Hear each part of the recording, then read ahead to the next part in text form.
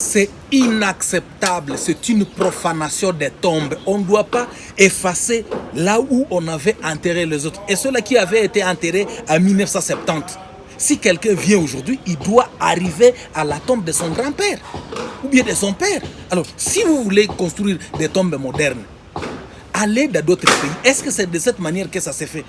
La ville de Goma, tout ne doit pas se faire montrer comme si c'est l'argent qui passe au premier plan. C'est inacceptable. Les autres cimetières qui on n'avait pas encore enterré des gens, les gens ils peuvent acheter ces concessions et aller moderniser. Mais pour aller profaner des tombes, c'est inacceptable et nous pensons que il y a certaines personnes qui risquent d'avoir des problèmes dans l'avenir à cause de cette histoire. C'est la terre de nos ancêtres. Comment se fait-il que ceux-là qui ont les moyens, c'est eux qui doivent avoir droit à des sépultures dignes et les autres n'ont pas ces droits? Nous ne pensons pas que cela doit être fait de cette manière-là.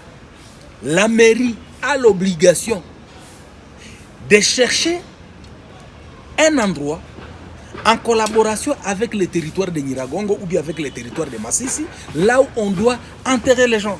Mais nous sommes en train de voir, c'est un truc de business. C'est que c'est le plus offrant qui trouve facilement là où on peut aller enterrer son frère ou bien sa mère. Mais les pauvres, si vous n'avez pas beaucoup de moyens, vous avez des difficultés pour trouver un endroit où vous allez aller amener votre frère pour y faire ces derniers jours. Nous pensons que les autorités de notre ville et de notre territoire de Nyiragongo et de Massissi ont l'obligation d'harmoniser pour que la population de Goma et des environs, que tout citoyen ait des facilités quand il meurt, de trouver un endroit où vous peut être enterré sans beaucoup de moyens. Du fait que tous, cette terre, c'est la terre de nos ancêtres.